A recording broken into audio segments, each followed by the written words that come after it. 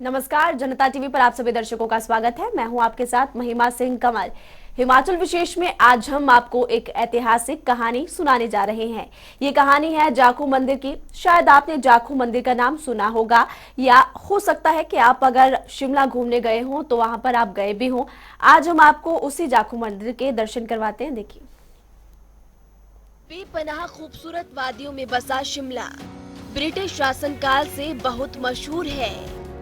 यहाँ के इतिहास के कारण ही नहीं, बल्कि यहाँ की खूबसूरत वादियाँ, स्वच्छ वातावरण और हर जगह पर अलग अलग देवी देवताओं के मंदिर न सिर्फ देश बल्कि विदेश से भी लोगों को अपनी ओर आकर्षित करते हैं। कभी बर्फ की चादर तो कभी खिली खिली धूप का आंचल। मौसम की इस आंख मिचौली में हरी भरी वादियों के बीच पवन पुत्र हनुमान की मूर्ति आकर्षण का केंद्र है। हिमाचल प्रदेश की खूबसूरत वादियों की जितनी तारीफ करें उतनी कम है, और आज हम आ चुके हैं हिमाचल प्रदेश की राजधानी शिमला में, जिसे कि क्वीन ऑफ हिल्स शिमला भी कहते हैं। और आज अपनी खास पेशकश में हम आपको ले चलेंगे जाखू वैली। सबसे पहले अपने तमाम दर्शकों को तस्वीरें दिखाएंगे, और हम इस वक्त मौजूद है हिमाचल प्रदेश की राजधानी शिमला के रिज मैदान में, और आपको ले चलेंगे 7 वैलीज में से एक जाखू वैली में। जाखू मंदिर की कहानियाँ और हैरान कर देने वाले किस्से तो आपने सुने ही होंगे। शिमला आने वाले लोगों ने तो शायद मंदिर आकर पवन पुत्र हनुमान के दर्शन भी किए हों, लेकिन आज जो तस्वीरें हम आपको दिखाएंगे, जो कहानी हम आपको सुनाएंगे, वो शायद आपने सुनी भी नहीं होगी। वैसे तो बहुचर्चित रिज मैदान के टका बैंड से होते हुए जाखू मंदिर को जाने का रास्ता है, लेकिन जो लोग कठिन रास्ता तय करके नहीं जाना चाहते, वो रोपवे से भी जा सकते हैं। देखिए, वैसे तो जाखू मंदिर जाने के बहुत सारे रास्ते हैं। आप रिज मैदान से भी जा सकते हैं, संजौली से भी जा सकते हैं, लेकिन हम इस वक्त जा रहे हैं रोपवे से। बजरंग बली के दर्शन करने के लिए अब आप रोपवे से होकर भी जा सकते हैं। यूं तो पैदल चढ़ाई चढ़कर भी हनुमान मंदिर तक पहुंचा जा सकता है। नजारा बहुत सुंदर लगता है, लेकिन अब रोपवे से भी आप पूरे शिमला को निहार सकते हैं। तो हम इस वक्त पहुंच चुके हैं जाखू रोपवे के बाहर, और आप देख सकते हैं अब से बस कुछ ही देर में हम जाखू मंदिर पहुंचने वाले हैं। इतिहास से आपको मुखातिब करवाएंगे। रोपवे में सफर करना बेहद रोमांचक है, क्योंकि देवदार के बड़े बड़े पेड़ों से होते हुए जाखू मंदिर तक आप पहुंचेंगे, और इस दौरान कभी ना भूलने वाली तस्वीरें आपकी निगाहों में कैद हो जाएगी। राम भक्त हनुमान को समर्पित जाखू मंदिर न सिर्फ विश्व प्रसिद्ध है, बल्कि अत्यंत शक्तिशाली धार्मिक स्थलों में शुमार है। कहते हैं कि यहाँ मांगी हर मुराद पूरी होती है। कठिन रास्ता तय कर जब आप मंदिर पहुँचते हैं, तो न सिर्फ शांति बल्कि दैवीय शक्ति का भी आभास होता है। तो हम पहुंच चुके हैं इस वक्त श्री हनुमान मंदिर जाखू, और इतिहास के पन्नों को अगर आप पलटेंगे तो कई रोचक बातें आपको यहाँ पर पता चलेगी। आज उन्हीं रोचक बातों को आपको बताएंगे, तो जल्दी से चलते हैं जाखू मंदिर। वैसे तो बजरंग बली के दर्शन की लालसा लिए लोग इस मंदिर पहुंचते हैं। लंबा सफर तय कर लोग थक भी जाते हैं, लेकिन जैसे ही मंदिर के प्रवेश द्वार पर पहुंचते हैं, सीढ़ियों के साथ बनी इस छत को देखकर और भी ज्यादा ताकत मिलती है। कहते हैं कि चलते चलते हनुमान चालीसा पढ़ते पढ़ते सब कष्ट दूर हो जाते हैं। तो हमारे साथ इस वक्त कुछ टूरिस्ट भी मौजूद हैं, उनसे जान लेते हैं उनके एक्सपीरियंसेस क्या है। सबसे पहले आप बताइए कि कहाँ से आए हैं आप, आपका नाम? मेरा नाम अंकिता शर्मा है। हम लोग गुजरात से आए हैं। आपका? रुद्राक्ष मिश्रा। तो जानना ये चाहेंगे कि पहली बार शिमला आए हैं या फिर पहले भी आए हैं? नहीं, पहली बार ही आए हैं। पहली बार आए हैं। ओके, जाखू मंदिर के बारे में ऑनलाइन देखा या फिर सुना था इसके बारे में, कैसे यहाँ पर? नहीं, ये सुना था कि हनुमान जी संजीवनी लेके आए थे, उस हिसाब से देखने के दर्शन करने के लिए आए थे हम यहाँ पे। दर्शन करने के लिए आए थे, कैसा लगा आपको यहाँ का? अच्छा लगा, यहाँ पे बहुत पॉजिटिव थिंग है। अच्छा लगा यहाँ पे आके, बहुत अच्छा लगा। हाथ में गदा लिए मंद मंद मुस्काए हनुमान जी दूर से ही भक्तों को आशीर्वाद देते हैं, जिनकी सिर्फ काया ही नहीं, महिमा भी अपरंपार है। 108 फीट की इस विशाल काय प्रतिमा के दर्शन मात्र से ही भक्तों के मन को शांति मिलती है। मंदिर परिसर में पहुंचते ही अद्भुत अनुभूति का एहसास होता है। इस एहसास की कहानी रामायण से भी जुड़ी हुई है,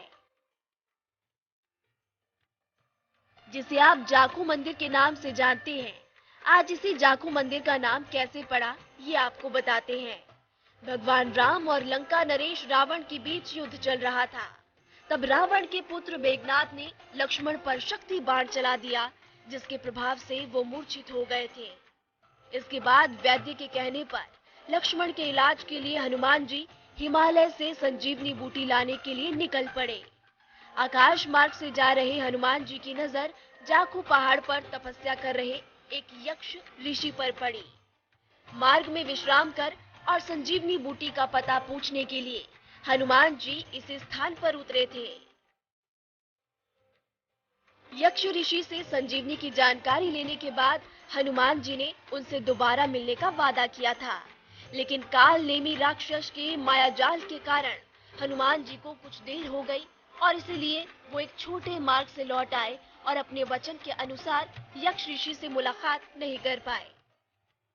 इस पर ऋषि व्याकुल हो उठे और उनकी व्याकुलता दूर करने के लिए अंततः हनुमान जी ने यक्ष ऋषि को दर्शन दिए और इसे लेकर यक्ष ऋषि ने हनुमान जी का ये मंदिर बनवाया।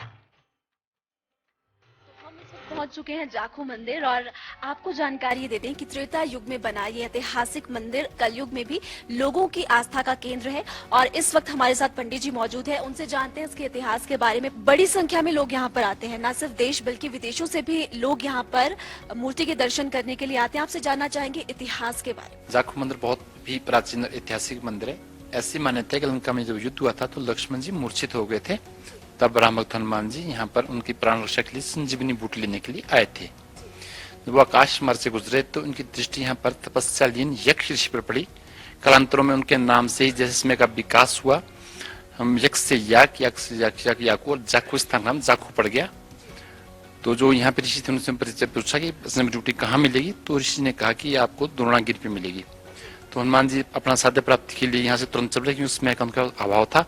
कुछ साथी उनके साथ आए थे लेकिन वो निद्राग्रस्त हो गए, सफर बहुत लंबा था और यहीं पे रह गए। उन्होंने वापस में यहाँ से आने का वादा किया कि हम बूटी लेके यहाँ से आएंगे, लेकिन आगे वो काल नेमी के चक्कर में लेट हो गए और फिर वो छोटे मार्ग से देते वापस चले गए, यहाँ से नहीं आए।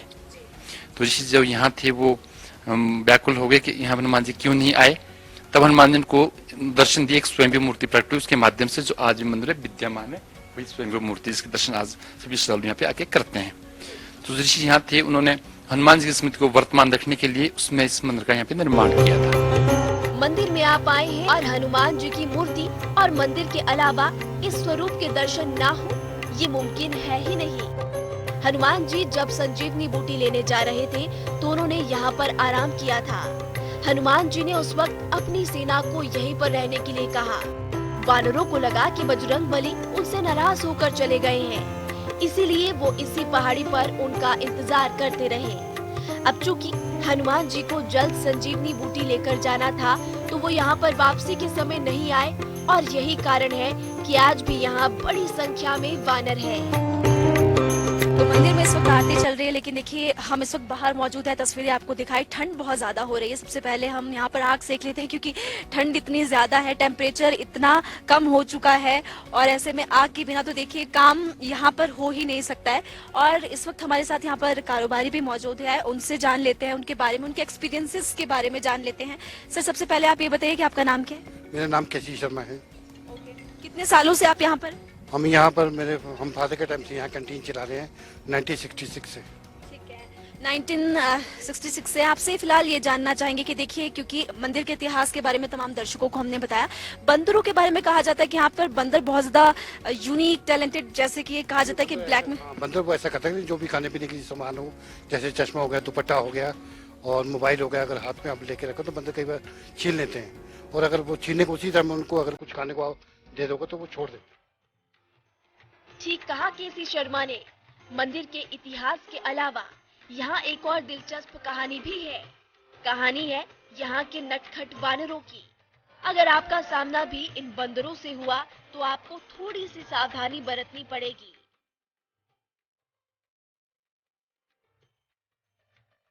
क्योंकि बंदरों और लंगूरों की बड़ी फौज यहाँ पर अटखेलियां करती रहती है।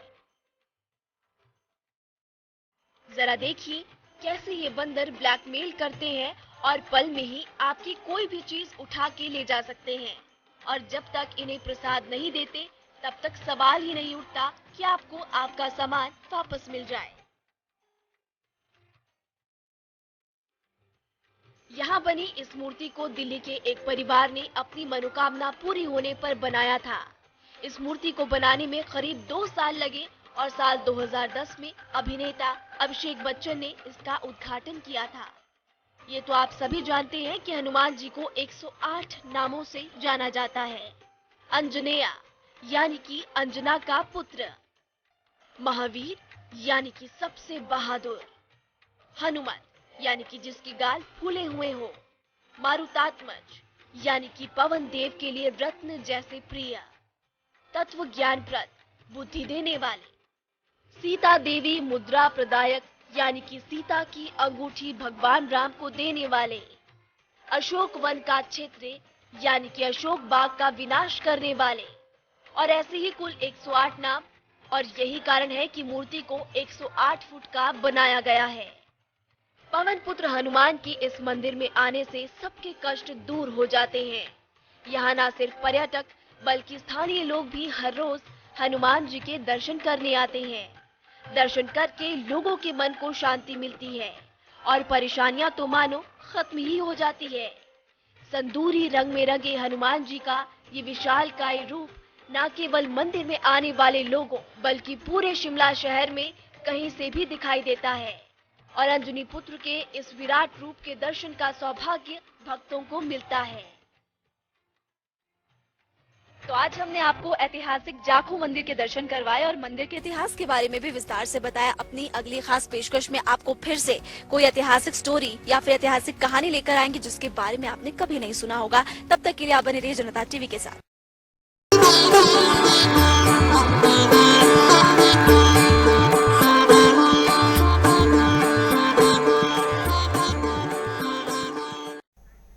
देश दुनिया में प्रसिद्ध रोहतांग दर्रा सोमवार से पर्यटकों की आवाजाही के लिए जिला प्रशासन की ओर से बंद कर दिया गया। मनाली की कोठी से आगे अब तक वाहनों की आवाजाही पर पूर्ण रूप से प्रतिबंध लगा दिया गया है। हालांकि सेना और पुलिस और आपातकालीन सेवाओं से जुड़े वाहनों को आगे जाने की अनुमति होगी। इस बाबत जिला प्रशासन ने एडवाइजरी जारी कर स्थानीय और पर्यटकों के अवसान जाने पर भी प्रतिबंध लगा दिया है। जिला प्रशासन ने पर्यटकों की सुविधा के लिए बनाई ऑनलाइन परमिट वेबसाइट को भी बंद किया गया। तापमान में गिरावट और सड़क पर पानी जमने और फिसलन होने की वजह से खतरा लगातार बना हुआ है। इसी के चलते जिला प्रशासन की ओर से रोहतांग को बंद करने का फैसला लिया गया। अब पर्यटक 6 महीनों के बाद ही रोहतांग दर्रे का दीदार कर सकेंगे। जिला प्रशासन के आदेश के बाद रेस्क्यू अभियान अर्धसैनिक बलों, आपातकालीन वाहनों, पुलिस और सेना के साथ जिला प्रशासन की ओर से हस्ताक्षरित वाहनों पर लागू नहीं होगा। रोहतांग पास को लेकर जो हमारे पास फील्ड से रिपोर्ट आई थी, खासकर बीआरओ की तरफ से और हमारी लोकल रेवेन्यू अथॉरिटीज़ की ओर से, तो उसमें बीआरओ द्वारा भी ये कहा गया है कि अब उन्होंने रोहतांग पास के लिए और उस स्ट्रेच के लिए जो लॉजिस्टिक्स और अदरवाइज जो सपोर्ट है वो उन्होंने बंद कर दी है। और एज़ पर फील्ड रिपोर्ट वहाँ पे टेम्परेचर कम होने की वजह से अब रोड में आइसिंग जो है वो होने लग गई है, जिस वजह से कोई भी टूरिस्ट व्हीकल्स हम अलाउ करते हैं तो उसके दुर्घटनाग्रस्त होने की संभावना है। तो इन सब चीज़ों को ध्यान में रखते हुए हमने कल से रोहतांग में टूरिस्ट और टूरिज़्म पर्पज़ के लिए व्हीकल्स की आवाजाही को बंद कर दिया है। नूरपुर में सोमवार को सैनिक कल्याण विभाग ने पूर्व सैनिक सम्मेलन का आयोजन किया। कार्यक्रम में सैनिक कल्याण विभाग के निदेशक ब्रिगेडियर एमएस शर्मा ने सोमवार को नूरपुर में पूर्व सैनिक सम्मेलन में भाग लिया। इस दौरान ब्रिगेडियर एमएस शर्मा ने कहा कि उनका यहां आने का उद्देश्य पूर्व सैनिकों की समस्याओं के बारे में जानना है और कहा कि इसके अतिरिक्त भूतपूर्व सैनिकों और उनके परिवारों को सैनिक कल्याण बोर्ड से परिचित करवाया जाएगा। इस सम्मेलन के जरिए पूर्व सैनिकों को कल्याण बोर्ड से होने वाले फायदों के बारे में भी जानकारी दी जाएगी। आज मैं अपने भूतपूर्व सैनिकों से मिलना चाहता हूँ जो नूरपुर तहसील में यहाँ पे रिटायरमेंट होने के बाद यहाँ पे सेटल हो गए हैं या उनके यहाँ पे घर हैं। उनके इश्यूज़ जो प्रॉब्लम है उसके बारे में जानकारी प्राप्त करना चाहता हूँ और उनको अपने सैनिक कल्याण विभाग के बारे में बताना चाहता हूँ कि हम क्या क्या करते हैं। कई हमारे भूतपूर्व सैनिकों को या उनके जो डिपेंडेंट्स हैं, उनकी फैमिलीज़ हैं, उनको पता नहीं है कि ये जो हमारा जो विभाग है कि इससे कैसे फ़ायदा उठा सकते हैं। तो इसके बारे में सबको जानकारी देना चाहता हूँ। बॉलीवुड के मशहूर एक्टर धर्मेंद्र इन दिनों अपने बड़े बेटे सनी देओल के साथ मनाली में छुट्टियां मना रहे हैं। मनाली में रहते हुए भी वो सोशल मीडिया के जरिए अपने फैन से जुड़े हुए हैं और लगातार उनके साथ अपनी ट्रिप की तस्वीरें और वीडियो साझा कर रहे हैं। वीडियो में धर्मेंद्र अपने बेटे के साथ वादियों का भी लुत्फ उठाते नजर आए। खास बात यह है कि इस ट्रिप ने धर्मेंद्र और सनी देओल के बीच बाप बेटे के प्यार को और भी ज्यादा बढ़ा दिया है। इस बात का खुलासा खुद धर्मेंद्र ने अपनी पोस्ट के जरिए किया है। फिलहाल आप तस्वीरें देखिए और क्या बातें हो रही है दोनों बाप बेटे में, सुनिए।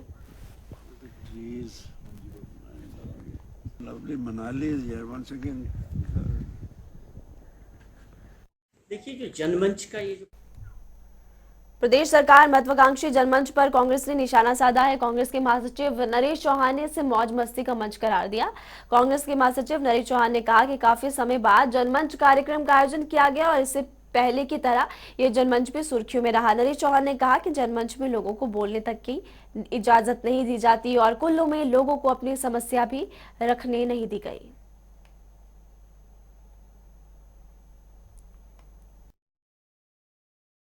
ये जो कार्यक्रम है सरकार का, कल काफ़ी समय के बाद दोबारा शुरू कोशिश की है, लेकिन जिस प्रकार आज सुर्खियां अखबारों में भी, सोशल मीडिया में भी, इलेक्ट्रॉनिक्स मीडिया में काफ़ी जगह सुर्खियों में रही है इनका कल का जो जन जागरण था, कि कई जगह प्रयास किया गया कि लोग अपनी बात जो वहाँ मंत्री तक ना पहुँचे। ऐसी घटना कुल्लू में भी हुई जिसमें एक व्यक्ति अपनी समस्याओं को लेके बोल रहा था तो अब बीच में जाके अधिकारी ने उनका माइक बंद कर दिया। तो ये सारी बातें और भी कई जगह ऐसे हुए जो पिछले जनमंच हुए। क्या सरकार ने कोई डाटा आज तक प्रदेश की जनता के सामने रखा कि उसमें आप इतना खर्चा कर रहे हो, एक सरकारी कार्यक्रम को चला रहे हो, इसके आउटकम क्या निकला? क्या लोगों को इस जनमंच से फायदा हो रहा है? ये केवल एक खाने पीने का और मिलने जुलने का एक कार्यक्रम तो नहीं बन के रह गया। हिमाचल प्रदेश की सीमा से सटे पठानकोट आर्मी कैंप के पास ग्रेनेड हमला हुआ है। अज्ञात बाइक सवारों ने आर्मी कैंप के पास ग्रेनेड से हमला कर फरार हो गए। हमले में किसी भी जानमाल का फिलहाल नुकसान नहीं हुआ। हमले के बाद हिमाचल प्रदेश में भी अलर्ट है। हमले की सूचना मिलने के बाद नूरपुर में सीमाओं की सुरक्षा को और भी ज्यादा बढ़ा दिया गया है। नूरपुर के डीएसपी सुरेंद्र शर्मा ने बताया कि घटना की जानकारी मिलते ही हिमाचल की सीमाओं की चौकसी बढ़ा दी गई है और बाहरी राज्यों से आने वाली हर गाड़ी की तलाशी होने के बाद ही हिमाचल प्रदेश में एंट्री दी जा रही है।